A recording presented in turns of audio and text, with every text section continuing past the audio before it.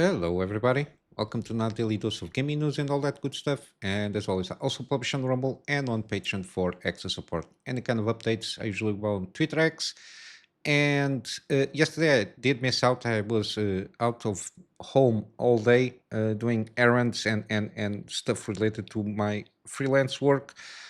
So I didn't manage to do any gaming news program. Today, later, I will be launching a new Maniac Suns episode. I think we are reaching, I think it's 89 episodes that I managed to record. I already finished the game, at least on the recording side of things, and I gave my overall thoughts at the end of the last video after wrapping up everything. Then afterwards, it's going to be Callisto Protocol, and I think that's it. Oh, just a quick reminder. I recently, in the last couple of days, I have to tweak around my settings regarding the microphone. Again, mainly because of the major update of the Windows and then some firmware update on the microphone stuff there. It screw up a little bit the microphone settings, but lately I've been trying to tweak around and see if it is better. I think it's a little bit better because before was in auto level, so it seems that I was almost too close to the microphone in terms of the audio stuff. Hopefully, it's a little bit better, but again, any kind of feedback regarding that is very much appreciated. And just a quick reminder also that I have completed game series already, 4K, the recent ones, and 1080p. It's the older ones before I took that huge break from the channel after moving out of the country. I still didn't manage to too much going around demos. I've been going through my wish list, trying to get around more demos from games that I want to buy. And I want to go about doing some demos here because I think it's a good tool of measurement if the game might be something that is for you or not. And I'm trying to go even more through those demos. Um, Also here as an highlight, I still did manage to do some Monster Hunter Wild stuff there. And there is an article news that I want to go through, but I will have to. Shit, I completely forgot to bring it up, but I will leave the link regarding that. It was a video from Rurikan. They did manage, the Monster Hunter Wilds team did manage to do a live stream trying to do kind of update stuff regarding how the game is going in terms of after this beta stuff happened, the improvements, some changes that I've been doing through the feedback from that beta testing. And I will leave this video on the subscription on the description below because he did a good resume of what the live stream was. I watched a little bit here and there of the live stream, but I think Rurikan, given that he's a Monster Hunter guy, I think he does really a good summarization of what was talked about in that live stream with the game director and some community managers, I think from Europe and USA, if not mistaken. And they went about through, it was an hour and a half almost, so there is a lot of stuff they talked about, some stuff specifically to PC that interested me, and things seems to be going on the good route there. And there's a lot of in terms of combat systems and all that jazz. And I think there is probably going to be another beta, hopefully, but it's a open-ended question here. They're going to try and see what they can do about it. But yeah, I'll leave this video on the analysis of that live stream, and I think you get a good idea how the game is evolving on the backstage until it launches on 28th of February, if not mistaken. But yeah, other than that, I forgot to put this on the slot here. Let's go to the news. Some of them are still from yesterday, but it's bare noticing to cover that. It seems that the B580 from Battlemage, the new Battlemage GPU from Intel, it's sold out in major retailers, which is good news. Again, I think this GPU is the entry level. As an entry level GPU, I think it's beating up the competition, especially the 4060. Given that it's around $50 cheaper if you buy it at 250 MSRP, I think it's an excellent deal. I think on average, not mistaken, around 5% in 1080p and 1440p. It does beat the 4060 in that, and the fact that it has a little bit of extra VRAM, it does allow you to play with higher settings without having any kind of issues of VRAM limitations or anything like that. Even though at 1080p, the in terms of performance, it does trade blows to a certain degree depending on the scenario with the 4060, but 4040p, even if you upscale it, I think it's a very good GPU. And if you manage to buy it at around 250 to 60 maybe, I think it's a no-brainer if you're building a new system on the entry level, or even if you are upgrading from an older GPU, and if you like that, and if you don't have a huge budget, I think this is a very excellent deal, because even if you wait from NVIDIA lower end or entry level, it will take still a few months, because they will going to start off by launching the high end, the 5090s, 5080s, and even the 5070s. The price is going to be stupid for sure. And I think almost by the supposedly from the rumors, they will only launch the lower end, so the 5060s or around about that. I think they're going to be, it will take a while, like April maybe, depending on how the higher end sales go. They probably, I don't know, April or something like that, almost by the mid of next year, they're going to launch the lower end. So you still have a lot of months. And I don't think in terms of price to performance is going to justify itself, the higher price, given that this B580 does perform very well, has an entry level GPU. And even from AMD, I'm not sure. We'll have to wait for the CES announcements from the lineups and everything. We don't know too much about the entry level from the RDNA 4 GPUs. So I think it's not worth waiting if you really need to buy something and you're on the budget of entry level GPUs. I just think if you find this GPU uh, around about 250, maximum 260, I think it's a no-brainer. In terms of the Sony stuff, that was hovering around the acquisition, the buyout. I think we did manage to get the best case scenario from this situation. They already made a statement given by Kadokawa and Sony, and they are basically in sync with this. And they accepted this was a win-win situation for both parties.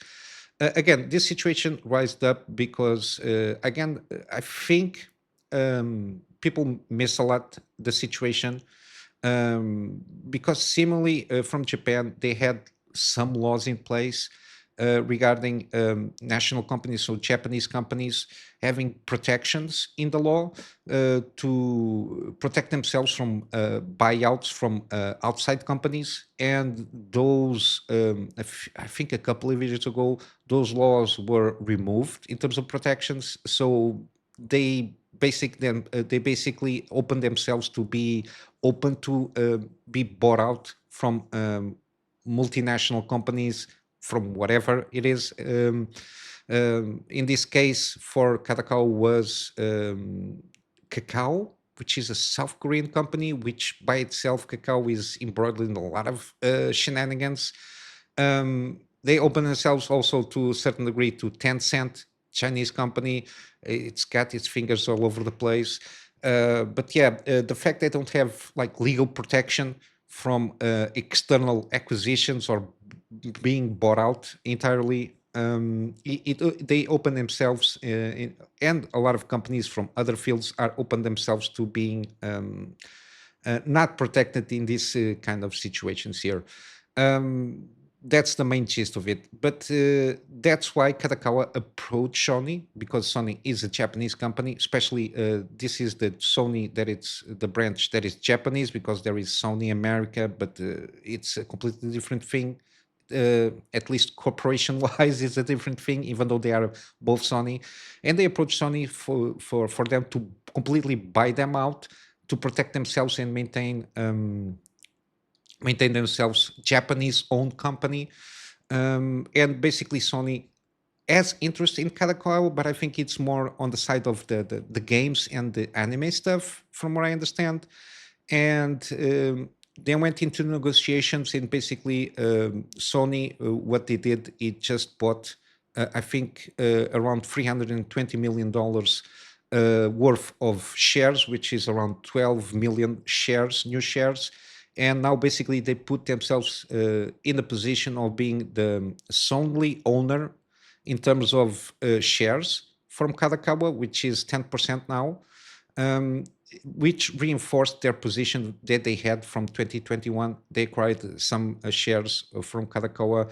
They had like a very small participation in terms of ownership of Kadokawa. And basically what they did is ramp up to be the sole majority owner for Kadokawa, which brings them in a closer relationship and allows, I assume, Sony to block certain things from happening, and gives a little bit more ease on how Kadokawa performs. The only thing that it seems that again, this is a little bit corporate talk, which is they want to do a promotion of further media mixes from of both companies, again from the IPs, and they in the future they plan to discuss specific initiatives or collaboration, such as initiatives to adapt Kadokawa's IPs into live action films, TV dramas globally, and all that jazz. I think probably, given that at this moment in time, the golden goose um, from Kadokawa is from software, which was the main worry from everybody, to not be completely acquired by Sony. A lot of people were afraid that Sony will put every game from software as an exclusive to PlayStation because they're putting out a banger after banger. What I think is going to happen, we might see probably some early access in terms of the PlayStation in certain projects, for example, from Kadokawa, or from Kadokawa, sorry, from software. I don't think this will affect Night Rain because I will assume it's very close to launch. So I don't think there's going to be any kind of movements there. But again, we don't know.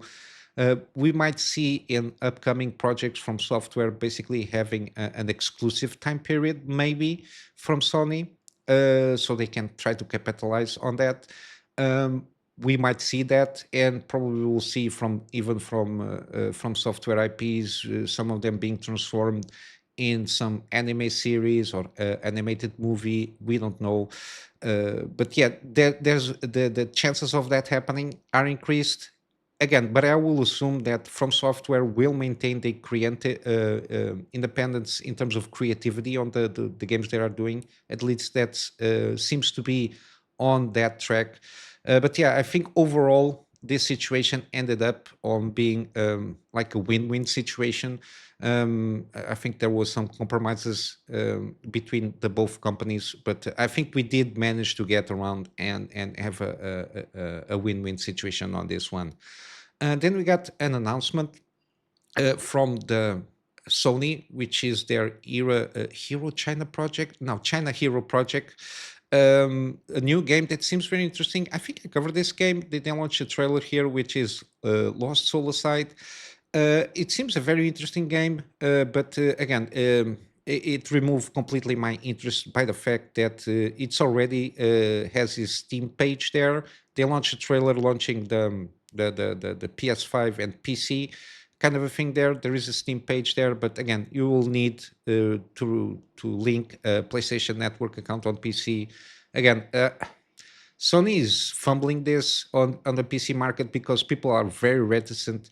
And I think especially these kind of projects, by the fact that you have this barrier on having to create the PlayStation Network account on PC just to play a single player game, because it's a single player game. There is no multiplayer aspect to it. Again, removes or at least adds a barrier to the entry level, especially on these kind of smaller projects. Yeah, I don't know what they're doing here. They are continuing to do this. Again, older games, they don't seem to be affected by this from PlayStation publishing arm on Steam.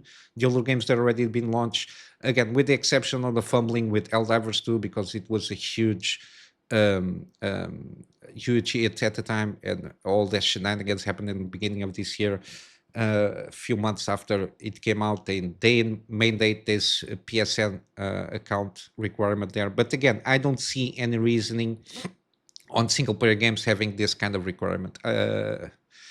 Again, I will not buy this game for sure. Even though it interested me, the same thing with Horizon Zero Dawn, God of War stuff there, Ghost of Tsushima. I will not buy these games because of the PSN network account. It's a matter of principle. I don't see any reasoning behind it. I don't even like use play Ubisoft games because of that. EA games also is a shit show to play because of the linking of the app from EA. Um, the last ones that I played was Star Wars Survivor. I think it was the last EA game. Again, I can bear with the linking stuff when I claim for free on Epic Game Store. I can bear with that because it's a free game that I managed to claim. I can go through that. But again, if you're buying a game, you have this barrier just because they want to bolster their PlayStation Network numbers there. Again, I don't like that. But yeah, it seems very interesting game. Regardless, I think this is a very small studio. I think this is started as a single developer project, and I think they got the funding from the China Hero project. But I think overall, it's a good initiative from Sony to bolster other Eastern companies on other projects that they have in hand, but they don't have like enough funding to go about it. But yeah, it's a shame. But again, I don't know what PlayStation is doing with this. I think they need to backtrack on this PSN requirement, especially on single player games. Multiplayer games, I can understand the fact that they want to whatever the safety of the customers, even though they're being hacked all of the time, which is another issue for me regarding PSN network accounts. But yeah, it is what it is. Then we got a new thing here for Prey. I did a Prey gameplay series. I really did enjoy the game. The game, I think it's very underrated game, and it was launched a mod for this game, which it's called Prey Remastered Luma, which adds HDR, GTAO, DLSS, and a lot of other improvements here. Got like a list here of all the improvements. Most of them are graphic wise and how it works in terms of global illumination, the adding of DLSS. Even though this game is quite old and it's not that heavy on the hardware, but it's good to see that they had a lot of tweaks on resolution support for a lot of stuff, iframe rate support, dynamic resolution scaling support, optional HDR stuff there. The fact that you can turn off vignette or camera motion blur, which is always good. I don't usually like that much. But yeah, it's good to see that there is this kind of revamping in terms of how the game looks. And it's available on Nexus Mod at this time. Again, this person, which is Filippo Tarpini, is a Remedy developer who already worked on excellent Control HDR DLSS and also in Starfield Luma HDR mods. Given that on the Starfield one, he got help with a larger team. But yeah, it's good to see that we got a mod that overhauls the graphics on Prey, and I do recommend this game. Then last we got the main gist of the program here, which is Ubisoft might be going towards imminent bankruptcy next year.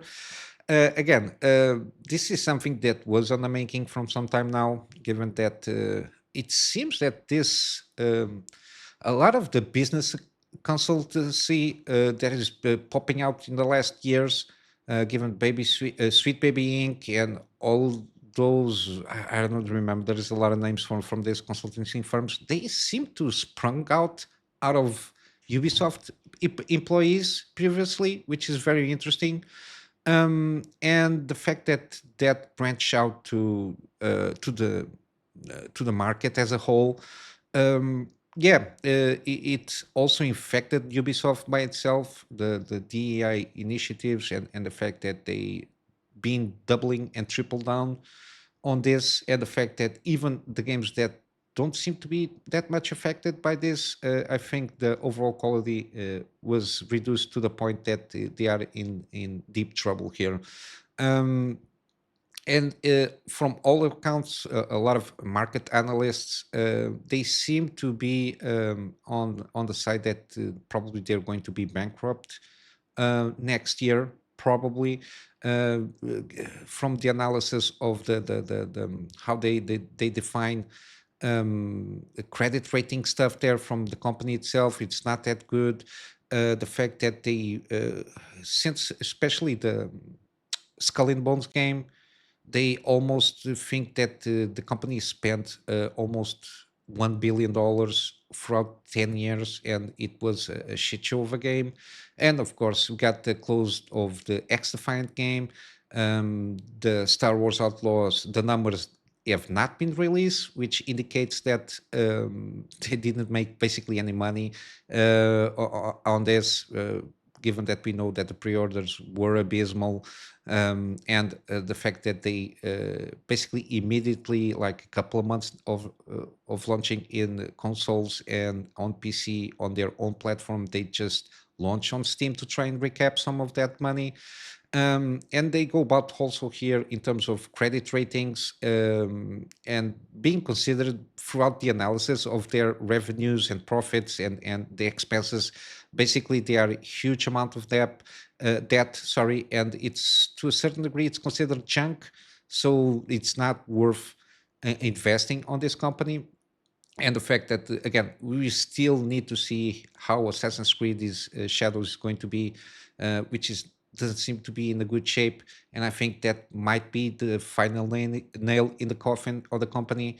The fact that they also have over bloated employees, almost 20,000 employees throughout the world in several studios. The people estimate around 750 million euros of maintaining that personnel, which is it's too high. And the fact that they are not making any kind of revenue to just cover the expenses of the personnel by itself. Then we got facilities and all that jazz and other stuff. Yeah, it doesn't seem that this is going to be going in a good way, and I assume that probably a lot of people are waiting for them to collapse and then pick apart the IPs that Ubisoft owns and buy it one by one. Again, we will see probably Assassin's Creed IP is still huge. We got also Tom Clancy stuff. We got also one of the other ones, Assassin's Creed, and oh my god, which IPs that they own? We got Assassin's Creed, we got the Star Wars games, but that's a licensing thing there.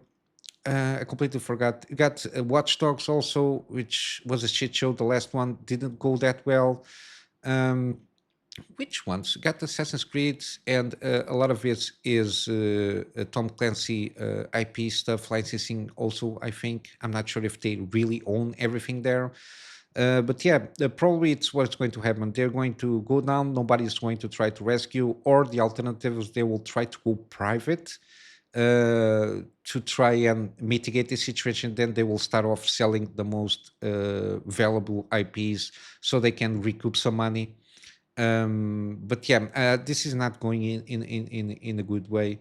The direction here is it's going to be very tough overall for Ubisoft, because I don't see any kind of party coming in and rescue and invest, like, I don't know how many billions you need to try and fix, because then if you try to fix, you will need to make a huge sweep throughout across the company there. You got to fire a lot of people, and then we need to focus on putting out decent games, and that will take a huge amount of time. I don't know, investment that's going to be needed in about 4 years. So yeah, I don't see this, and I think that the companies that have a stake on Ubisoft, they prefer to wait. and claim their percentage as a deal to buy out some IPs from them, and then they do their own thing. It takes less risk to go about that way. At least that's my perception of the situation. But yeah, I'll wrap up with some gaming deals. There is now the winter sale. I will start off with Prey. Again, 90% off on the base game. Again, at least the base game is a must play if you never tried. Plus, with the mod that I covered there, I think it's going to be a pretty good one. And if you never played this game, again, as I mentioned, I already did a gameplay series on this one. Catch the first episode to have a glimpse of what this game is about. But again, it's a recommendation and sample approval from my part. Then you got Midnight Suns. Again, it's got a stamp of approval from me, at least on the base game, which is the part that I managed to play. And then you got the Legendary Edition that has the extra characters and their story arcs, the missions associated with them. I think they are pretty well done from what I've been seeing. But yeah, at least the base game is got a stamp of approval, and it's from the same guys that brought you XCOM 2. Got also Elden Ring is on sale, 40% off on the base game, so at least it's something. There is no deal on the DLC Shadow of the Tree, but at least on the base game, I think it's a good deal here. Then we got also Alien Isolation, 75% off on the base game. Um, I think yeah, this is only from the base game, which is not that bad. Then we got no, we got also here 75% off on the extra thingies, the DLCs and stuff, which I need to one of these days. Probably when when I replay this game in 4K, I will try out and see how it goes. But they seem pretty good, and it's on the very cheap side of things here. We got also XCOM 2 collection. I recommend this one. I have hundreds of hours on XCOM 2 with mods. I already did, Leslie, I did a run, even though it didn't go that well with some mods. But I really do recommend buying the full package here. It's around this price point, around $8 or so. And I think it's well worth the time that you spend on this game. Got also the sequel per se, which is XCOM Chimera Squad. Again, very cheap. It's kind of expansion to a certain degree. Got some tweaks here and there. I think they did some good experimentation here, and I played a little bit here and there, and I really did enjoy this game. So I will also leave it on the description below, the link to the page here. We got Tomb Raider Definitive Survivor Trilogy. It's 85% around. And I think it's these three games with GOTY editions or the definitive editions. It's very cheap. I think around $10 or so. All three games with everything included. And this trilogy seems pretty strong. We got also Dead Space Remake. Again, I recommend it. This price point is pretty good for what the game offers. The only complaint that I have with this game is the traversal stuttering that occurs from time to time. Other than that, the game plays itself very well. And I already, again, did a gameplay series on this game. You can check out at least the first episode to have an idea how it flows. But yeah, it's an excellent game here. Then we got the Star Wars how this called Jedi Fallen Order. So this is the first one, 90% off, so around $4 or so for the base game. At this price point, I can recommend, even though you're going to probably encounter some performance issues here and there. Other than that, the story is pretty serviceable and pretty decent. I don't think breaks any kind of huge canon stuff there. Very interesting how to go about it. And also, we got also Jedi Survivor. Sorry, the base game I can recommend 75% off. Even though again, I think they recently they did a new patch. I'm not mistaken, and I think they removed the. I'm not sure if about this game. I think they removed the de novo stuff there, but I'm not sure. But I can kind of recommend at this price point. I did enjoy the overall experience, especially on the story side. They improve a lot from Fallen Order, and again, the only thing is the EA connection here.